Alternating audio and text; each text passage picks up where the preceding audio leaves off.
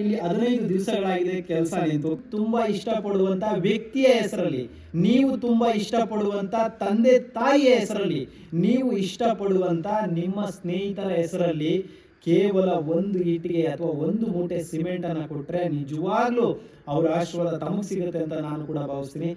ನೋಡೋರಿಗೆ ತುಂಬಾ ಈಸಿ ಅನ್ಸ್ಬೋದು, ಸಿಲ್ಲಿ ಅನ್ಸ್ಬೋದು, ಯಾವ್ಯಾವ ರೀತಿ ತಿಳ್ಕೊತೀರಾ ಆ ರೀತಿ ನಿಮ್ಗೆ ಅನ್ಸ್ಬೋದು.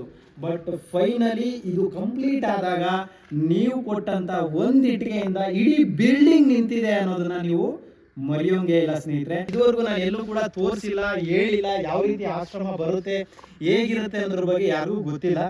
ಆದ್ರೂ ಕೂಡ ಈ ವಿಚಾರವನ್ನ ಓಪನ್ ಆಗುವಾಗಲೇ ಹೇಳ್ಬೇಕಂತ ಅನ್ಕೊಂಡಿದ್ದೆ. ಈಗ ಯಾಕೆ ಹೇಳ್ತಾ ಇದ್ದೀನಿ ಅಂದ್ರೆ, ಸ್ನೇಹಿತರು ನಮಸ್ಕಾರ, ನಾನು ನಿಮ್ಮ ಪ್ರೀತಿಯ ಜನಸ್ನೇಹಿ ಯೋಗೇಶ್. ನಿಜವಾಗ್ಲೂ ಕೊಟ್ಟ ಮಾತಾಗಿರ್ಬೋದು, ಇಡೋ ಹೆಜ್ಜೆ ಆಗಿರ್ಬೋದು, ಯಾವತ್ತೂ ತಪ್ಪಬಾರ್ದು ಅನ್ನೋದು ನನ್ನ ತಂದೆ ತಾಯಿ ಹೇಳ್ಕೊಟ್ಟಂಥ ವೇದ ವಾಕ್ಯ. ಯಾಕೆ ಈ ಮಾತನ್ನು ಹೇಳ್ತಾ ಇದ್ದೀನಿ ಅಂದರೆ, ನಿಮ್ಮೆಲ್ಲರೂ ಸಹಕಾರ, ಪ್ರೀತಿ, ಆಶೀರ್ವಾದ ನೋಡಿ. ಅಷ್ಟು ಎತ್ತರದಲ್ಲಿದ್ದಂಥ ಜಾಗವನ್ನು ಕರಗಿಸಿ ನೋಡಿ, ಕನಿಷ್ಠ ಪಕ್ಷ ನಿಮಗೆ ಕಣ್ಣಲ್ಲಿ ನೋಡೋ ಹಾಗೆಯೇ ಒಂದು 30-35 ಅಡಿ 40 ಅಡಿ ಹತ್ತತ್ರ ಬೆಟ್ಟವನ್ನು ಕರಗಿಸಿ ಸ್ವರ್ಗ ನಿರ್ಮಾಣ ಮಾಡ್ತಾ ಇದ್ದೀವಿ. ಆ ಸ್ವರ್ಗ ಹೇಗಿರುತ್ತೆ, ಭೂಲೋಕದಲ್ಲಿ ಸ್ವರ್ಗ ಹೇಗಿರ್ಬೋದು ನೀವು ಊಹೆ ಮಾಡ್ಕೊಳ್ಳಿ ಸಾಕು. ಖಂಡಿತವಾಗ್ಲೂ ಒಂದು ಸ್ವರ್ಗದ ರೀತಿಯೇ ಇರುತ್ತೆ ಅಂತ ನಾನು ಕೂಡ ಭಾವಿಸಿದ್ದೀನಿ. ಯಾಕೆಂದರೆ ನಾವು ಯಾರೂ ಕೂಡ ಸ್ವರ್ಗವನ್ನು ನೋಡಲಿಲ್ಲ. ಪ್ರತಿದಿನ ನರಕವನ್ನಂತೂ ಖಂಡಿತ ದರ್ಶನ, ಅಂದರೆ ಪ್ರತಿದಿನ ನರಕ ದರ್ಶನ ಅಂತೂ ಖಂಡಿತ ನಮ್ಗೆ ಆಗ್ತಾ ಇರುತ್ತೆ. ಆದರೆ ಸ್ವರ್ಗ ಹೇಗಿರುತ್ತೆ ಅನ್ನೋದ್ರ ಬಗ್ಗೆ ನಮಗೆ ಅರಿವಿಲ್ವಲ್ಲ. ಸೊ ಹಾಗಾಗಿ ಭೂಲೋಕದಲ್ಲೇ ಸ್ವರ್ಗ ನಿರ್ಮಾಣ ಮಾಡಬೇಕು ಅನ್ನೋದು ನನ್ನ ಮಹದಾಸೆ ಆಗಿತ್ತು. ಹಾಗಾಗಿ ಈ ಒಂದು ಅದ್ಭುತವಾದಂಥ ಕೆಲಸ ಆಗಲಿ ಕನಸಾಗಲಿ ನನ್ನೊಬ್ಬನಿಂದ ಈಡೇರುವಂಥದ್ದಲ್ಲ. ಯಾಕಂದರೆ ನಿಮ್ಮೆಲ್ಲರೂ ಸಹಕಾರ, ಪ್ರೀತಿ, ಆಶೀರ್ವಾದ ಇವತ್ತು ಈ ಒಂದು ಸ್ವರ್ಗದ ನಿರ್ಮಾಣದ ಕೆಲಸಕ್ಕೆ ಕೈ ಹಾಕಿ ಬರೋಬ್ಬರಿ ಒಂದು 8ರಿಂದ 9 ತಿಂಗಳಾಗ್ತಾಯಿದೆ. ಸೊ ಎಲ್ಲರೂ ಅಂದ್ಕೊಂಡಿರ್ತೀರ 9 ತಿಂಗಳಾದರೂ ಕೂಡ ಯಾವುದೇ ರೀತಿ ಅಪ್ಡೇಟ್ಗಳಿಲ್ವಲ್ಲ, ಏನಾಗಿರ್ಬೋದು ಅಂತ ನಿಮಗೆ ಅನಿಸ್ತಾ ಇರುತ್ತೆ. ಕಾರಣಾಂತರಗಳಿಂದ, ಮೆಟೀರಿಯಲ್ಗಳ ಕೊರತೆಯಿಂದ ಕೆಲಸ ತುಂಬಾ ಸ್ಲೋ ಆಗಿ ನಡೀತಿದೆ. ಸದ್ಯಕ್ಕೆ ಕೆಲಸ ನಿಂತಿದೆ ಅಂತಲೇ ಹೇಳ್ಬೋದು. ಯಾಕೆಂದರೆ ಸಾಕಷ್ಟು ಜಲ್ಲಿ ಆಗಿರ್ಬೋದು, ಮಣ್ಣಾಗಿರ್ಬೋದು, ಇಟ್ಟಿಗೆ ಆಗಿರ್ಬೋದು, ಸಿಮೆಂಟ್ ಆಗಿರ್ಬೋದು, ಸಾಕಷ್ಟು ಕುಂದು ಕೊರತೆಗಳು ಇರೋದ್ರಿಂದ ಕೆಲಸ ಅಷ್ಟು ಫಾಸ್ಟಾಗಿ ನಡೀತಾ ಇಲ್ಲ. ಆದರೂ ಕೂಡ ನಿಮ್ಮೆಲ್ಲರ ನಂಬಿಕೆ ಉಳಿಸ್ಕೊಳ್ಳೋವಂಥ ಕೆಲಸವನ್ನು ಜನಸ್ನೇಹಿ ಆಶ್ರಮ ಮಾಡುತ್ತೆ. ಸೊ ನೀವೆಲ್ಲ ಗಮನಿಸ್ತಾ ಇದ್ದೀರಾ, ಕಾಯ್ತಾ ಇದ್ದೀರಾ ಅಂತ ನನಗೆ ಚೆನ್ನಾಗಿ ಗೊತ್ತು. ನೀವು ಗಮನಿಸ್ಬೋದು ಇವಾಗ ಎಷ್ಟರ ಮಟ್ಟಿಗೆ ಕೆಲಸ ಆಗಿದೆ ಅಂದ್ಬಿಟ್ಟು. ಸೊ ನಿಮಗೆಲ್ಲ ಈಗ ಅದನ್ನು ನೋಡಿದ್ರೆ ಅರ್ಥ ಆಗ್ತಿರ್ಬೋದು ಯಾವ ರೀತಿ ಈ ಒಂದು ಅದ್ಭುತವಾದಂಥ ಕೆಲಸ ಮೂಡಿ ಬರ್ತಾ ಇದೆ ಅಂತ. ನೀವೇನು ನೋಡ್ತಾ ಇದ್ದೀರಾ ಬಿಲ್ಡಿಂಗು, ಇದು ಸಾಧಾರಣವಾದಂಥ ಒಂದು ಚಿಕ್ಕ ಜಾಗದಲ್ಲಿ ಮಾಡ್ತಿರುವಂಥದ್ದಲ್ಲ. ನಿಜವಾಗ್ಲೂ ಇದು ಒಂದು ಭಾಳನೇ ಒಂದು ಖುಷಿನೂ ಆಗುತ್ತೆ, ಕಷ್ಟನೂ ಆಗುತ್ತೆ. ಆದರೂ ಕೂಡ ಆ ಕಷ್ಟದಲ್ಲೂ ಒಂಥರ ಸುಖ ಇದೆ. ಯಾಕೆಂತ ಹೇಳಿದ್ರೆ ನಿಮ್ಮೆಲ್ಲರೂ ಪ್ರೀತಿ ಸಿಕ್ಕಿದೆಯಲ್ಲ, ಆ ಒಂದು ಕಾರಣಕ್ಕೆ. ನೀವೇನು ಇವಾಗ ಈ ಒಂದು ಆಶ್ರಮದ ಮುಂಭಾಗದ ಚಿತ್ರಣವನ್ನು ನೋಡ್ತಾ ಇದ್ದೀರಾ, ಕರೆಕ್ಟಾಗಿ ನೋಡ್ಕೊಳ್ಳಿ. ಇಷ್ಟು ದೊಡ್ಡ ಪ್ರಮಾಣದಲ್ಲಿ ಈ ಸ್ವರ್ಗ ನಿರ್ಮಾಣ ಆಗ್ತಾ ಇದೆ. ಹಾಗೆ ನೀವು ಬರೋದಾದರೆ ಮೊದಲನೇದಾಗಿ ಇದು ಎಂಟ್ರೆನ್ಸ್ ಆಗುತ್ತೆ ತಮಗೆ. ಸೊ ಈ ವಿಡಿಯೋನ ಇದುವರೆಗೂ ನಾನು ಎಲ್ಲೂ ಕೂಡ ತೋರಿಸಿಲ್ಲ, ಹೇಳಿಲ್ಲ ಯಾವ ರೀತಿ ಆಶ್ರಮ ಬರುತ್ತೆ, ಹೇಗಿರುತ್ತೆ ಅನ್ನೋದ್ರ ಬಗ್ಗೆ ಯಾರಿಗೂ ಗೊತ್ತಿಲ್ಲ. ಆದರೂ ಕೂಡ ಈ ವಿಚಾರವನ್ನು ಓಪನ್ ಆಗುವಾಗಲೇ ಹೇಳ್ಬೇಕಂತ ಅಂದ್ಕೊಂಡಿದ್ದೆ. ಈಗ ಯಾಕೆ ಹೇಳ್ತಾ ಇದ್ದೀನಿ ಅಂದರೆ, ಎಲ್ರಿಗೂ ಒಂದು ಗೊತ್ತಾಗಬೇಕು. ಯಾಕಂತ ಹೇಳಿದ್ರೆ ಇಲ್ಲಿ ಯಾವ ರೀತಿ ಕೆಲಸ ನಡೀತಾ ಇದೆ, ಇನ್ನೂ ಎಷ್ಟೆಲ್ಲ ಕುಂದು ಕೊರತೆಗಳು ಎದ್ದು ಕಾಣ್ತಾ ಇದೆ ನಿಮಗೆ. ಇಲ್ಲಿ ಕೇವಲ ನೀವು ಒಂದು ವಿಡಿಯೋ ನೋಡಿ ಡಿಸೈಡ್ ಮಾಡಬೇಡಿ. 1 ಸೆಕೆಂಡ್, 1 ದಿವಸ ಇಲ್ಲಿ ಬಂದು ನೋಡಿ, ನಿಮ್ಗೆ ಅರ್ಥ ಆಗುತ್ತೆ. ಇಲ್ಲಿ ಸಾಕಷ್ಟು ಜನರ ಶ್ರಮ ಇದೆ, ಬರೀ ಯೋಗೇಶ್ ಅಷ್ಟೇ ಅಲ್ಲ, ಸಾಕಷ್ಟು ಜನ ಇಲ್ಲಿ ಕೆಲಸ ಮಾಡ್ತಿದ್ದಾರೆ.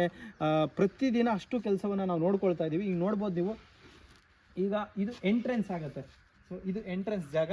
ಸೊ ಪ್ರತಿಯೊಬ್ಬರೂ ಕೂಡ ಇದನ್ನು ನಮ್ಮ ಆಶ್ರಮದ ಒಳಗೆ ಬರಬೇಕಂದ್ರೆ ಇದು ಎಂಟ್ರೆನ್ಸ್ ಆಗುತ್ತೆ. ಇಲ್ಲಿ ಒಳಗಡೆ ಬಂದ ತಕ್ಷಣ ನೋಡಿ, ವಯಸ್ಸಾಗಿರೋವಂಥವ್ರು ಓಡಾಡೋದಕ್ಕೆ, ಫ್ರೀಯಾಗಿ ಓಡಾಡೋದಕ್ಕೆ, ಕೂತ್ಕೊಳ್ಳೋದಕ್ಕೆ, ಕಷ್ಟ ಸುಖ ಮಾತಾಡೋದಕ್ಕೆ ಅಂತಲೇ ಒಂದು ಮುಂಭಾಗದಲ್ಲಿ ಅವರಿಗೆ ಬೇಕಾದಷ್ಟು ಜಾಗವನ್ನು ಬಿಟ್ಟಿರ್ತೀವಿ. ಸೊ ಹಾಗೆ ಒಳಗೆ ಬರೋದಾದರೆ ಲೇಡೀಸ್ ಸೆಕ್ಷನ್ನೇ ಬೇರೆ ಇರುತ್ತೆ, ಜೆಂಟ್ಸ್ ಸೆಕ್ಷನ್ನೇ ಬೇರೆ ಇರುತ್ತೆ. ಇದು ಕಂಪ್ಲೀಟ್ಲಿ ಲೇಡೀಸ್ ಸೆಕ್ಷನ್ ಆಗಿರುತ್ತೆ. ಬರೀ ಹೆಣ್ಮಕ್ಳು ಅಂದರೆ ವಯಸ್ಸಾದಂಥ ಅಜ್ಜಿ, ತಾತ, ಅಜ್ಜಿ ಏನಿರ್ತಾರೆ, ವಯಸ್ಸಾಗಿರೋಂಥವ್ರು ಯಾರಿರ್ತಾರೆ ಅವರಿಗೆ ಈ ಸೆಕ್ಷನ್ ಆಗಿರುತ್ತೆ. ಸೊ ಅವ್ರಿಗೆ ಅಂತಲೇ ಸಪ್ರೇಟ್ ವಾಶ್ರೂಮ್ಸು. ನೀವು ಯಾವುದೇ ರೀತಿ ಅವ್ರಿಗೆ ತೊಂದರೆ ಆಗಬಾರ್ದು ಅಂತ, ಯಾವುದೇ ರೀತಿ ಅವ್ರಿಗೆ ತೊಂದರೆ ಆಗಬಾರ್ದು ಅಂತೇಳಿ ಅವರಿಗೆ ಸಪ್ರೇಟಾಗಿ ವಾಶ್ರೂಮ್ದು ವ್ಯವಸ್ಥೆಯನ್ನು ಕೂಡ ನಾವು ಮಾಡ್ತಾ ಇದ್ದೀವಿ. ನೀವು ನೋಡ್ಬೋದು ಇಲ್ಲಿ ಅವರಿಗೆ ಸಪ್ರೇಟ್ ವಾಶ್ರೂಮ್ಸು. ಸೊ ಒಬ್ಬೊಬ್ರಿಗೂ ಯೂಸ್ ಮಾಡೋದಕ್ಕೆ, ಸ್ನಾನ ಮಾಡೋದಕ್ಕೆ ಸಪ್ರೇಟ್ ವಾಶ್ರೂಮ್ಸ್ನ ನಾವು ಇಲ್ಲಿ ಮಾಡ್ತಾ ಇದ್ದೀವಿ, ತಾವು ಗಮನಿಸ್ಬೋದು. ಹಾಗೆ ಸೀದಾ ಬರೋದಾದರೆ, ಸೊ ವಯಸ್ಸಾದ ಮೇಲೆ ಹೆಣ್ಮಕ್ಳಿಗೆ ಅವ್ರದ್ದೇ ಆದಂಥ ಪರಿಸ್ಥಿತಿ, ಆಗಿರ್ಬೋದು, ಮತ್ತು ಅವರು ತುಂಬ ವಯಸ್ಸಾಗಿರೋದ್ರಿಂದ ತುಂಬ ಕಷ್ಟ ಆಗುತ್ತೆ, ಅವ್ರಿಗೆ ಫ್ರೀಯಾಗಿರಬೇಕಾಗತ್ತೆ, ಸ್ನಾನ ಮಾಡೋದಕ್ಕಾಗಿರ್ಬೋದು, ಬಟ್ಟೆ ಹಾಕೊಳ್ಳೋಕ್ಕಾಗಿರ್ಬೋದು. ಈ ಏರಿಯಾನ ಕಂಪ್ಲೀಟ್ ಬರೀ ಸ್ನಾನ ಮಾಡೋದಕ್ಕೆ ಮತ್ತು ಬಟ್ಟೆಯನ್ನು ಹಾಕ್ಕೊಳ್ಳೋದಕ್ಕೆ ಅಷ್ಟಕ್ಕೇ ಇಷ್ಟು ಜಾಗವನ್ನು ನಾವು ಮೀಸಲಿಟ್ಟಿದ್ದೀವಿ. ಸೊ ಕಂಪ್ಲೀಟ್ ಈ ಜಾಗ ಎಲ್ಲವೂ ಕೂಡ ವಯಸ್ಸಾಗಿರೋಂಥವ್ರು ಆರಾಮಾಗಿ ಮಲ್ಕೊಳ್ಳೋದಕ್ಕೆ, ಕಷ್ಟ ಸುಖ ಮಾತಾಡಿಕೊಂಡು ಇಲ್ಲಿ ಅವರು ಫ್ರೀಯಾಗಿ ಆರಾಮಾಗಿ ಇರೋವಂಥ ಒಂದು ಜಾಗವನ್ನು ನಾವು ಮಾಡಿದ್ದೀವಿ ಅಂತಲೇ ಹೇಳ್ಬೋದು. ಸೊ ನಾನು ನಿಮಗೆ ಕಂಪ್ಲೀಟ್ಲಿ ಎಲ್ಲವನ್ನೂ ಕೂಡ ಒಂದೇ ವಿಡಿಯೋದಲ್ಲಿ ತಿಳಿಸೋದಕ್ಕಾಗೋದಿಲ್ಲ, ಆದರೂ ಕೂಡ ಸಣ್ಣ ಪುಟ್ಟ ವಿಚಾರಗಳನ್ನ ನಿಮ್ಗೆ ಅರಿವಿರಲಿ ಅನ್ನೋ ಕಾರಣಕ್ಕೆ ನಾನು ತಿಳಿಸ್ತಾ ಇದ್ದೀನಿ.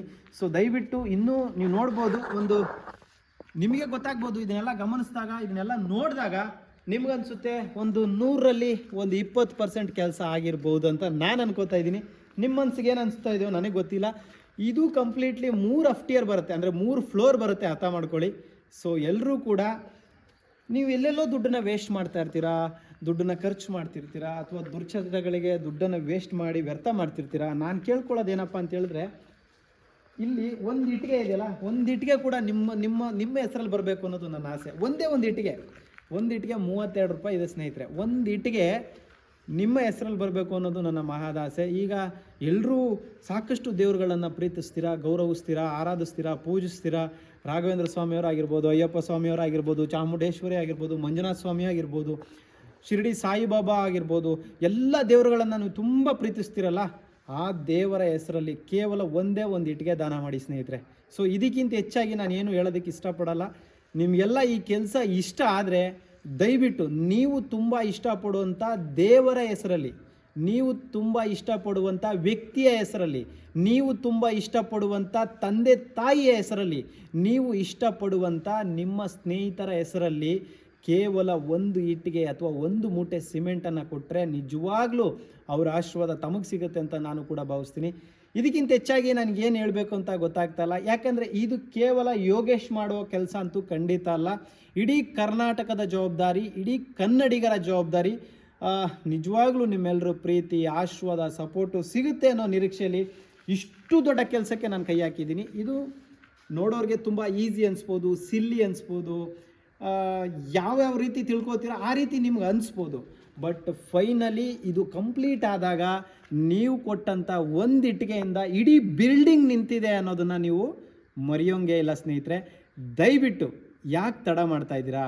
ಆದರೂ ಕೂಡ ಇಲ್ಲಿ 15 ದಿವಸಗಳಾಗಿದೆ ಕೆಲಸ ನಿಂತು. ಕಾರಣ ಏನಂತ ಹೇಳಿದ್ರೆ, ಬೇಕಾದಂಥ ಸವಲತ್ತುಗಳಿಲ್ಲ. ಇನ್ನು ಇಟ್ಟಿಗೆ ಅವಶ್ಯಕತೆ, ಜಲ್ಲಿ ಅವಶ್ಯಕತೆ ಇದೆ, ಎಂಸೆಂಡ್ ಅವಶ್ಯಕತೆ ಇದೆ, ಇನ್ನೂ ಸಾಕಷ್ಟು ಕೊರತೆಗಳಿರೋದ್ರಿಂದ ಈ ಸೇವೆಯನ್ನು ತುಂಬ ಸ್ಪೀಡಾಗಿ ಮಾಡೋದಕ್ಕೆ ನನ್ನ ಕೈಲಿ ಸಾಧ್ಯ ಆಗ್ತಾ ಇಲ್ಲ.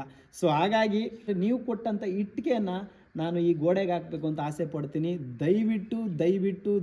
ದಯವಿಟ್ಟು ನಾನು ಹೇಳ್ದಾಗೆ ನೀವು ಇಷ್ಟಪಡುವಂಥ ಯಾರ ಹೆಸರಲ್ಲಾದರೂ ಸರಿಯೇ ಒಂದು ಇಟ್ಟಿಗೆ 32 ರೂಪಾಯಿ ಆಗುತ್ತೆ. ಒಂದು ಮೂಟೆ ಸಿಮೆಂಟು 350ರಿಂದ 400 ರೂಪಾಯಿ ಇರುತ್ತೆ. ಒಂದು ಲೋಡ್ ಎಂಸಂಡು ನಿಮಗೆ ಗೊತ್ತಿದೆ ಟನ್ ವೈಜ್ ಹೇಗಿದೆ ಅಂತ ಹೇಳ್ಬಿಟ್ಟು. ಸೊ ದಯವಿಟ್ಟು ಕೊನೆಯದಾಗಿ ನಾನು ಮನವಿ ಮಾಡ್ಕೊಳ್ತಾ ಇದ್ದೀನಿ, ಜನಸ್ನೇಹಿ ನಿರಾಶ್ರಿತರ ಆಶ್ರಮಕ್ಕೆ ಕನಿಷ್ಠ ಪಕ್ಷ ಸಹಾಯ ಮಾಡೋಕ್ಕಾಗಿಲ್ಲ ಅಂದರೆ ಈ ವಿಡಿಯೋನ ಒಂದಷ್ಟು ಜನರಿಗೆ ಶೇರ್ ಮಾಡಿ, ಸಹಾಯ ಮಾಡಿ, ಸಪೋರ್ಟ್ ಮಾಡಿ, ಸಹಕಾರ ಕೊಡಿ, ಆಶೀರ್ವಾದ ಮಾಡಿ. ಕನಿಷ್ಠ ಪಕ್ಷ ಸಹಾಯ ಮಾಡೋದಕ್ಕೆ ಸಾಧ್ಯ ಆಗಿಲ್ಲ ಅಂದರೆ ಈ ವಿಡಿಯೋನ ಒಂದಷ್ಟು ಜನರಿಗೆ, ನಿಮ್ಮ ಸ್ನೇಹಿತರಲ್ಲೇ ಒಂದು 10 ಜನರಿಗೆ ಈ ವಿಡಿಯೋನ ಶೇರ್ ಮಾಡಿ.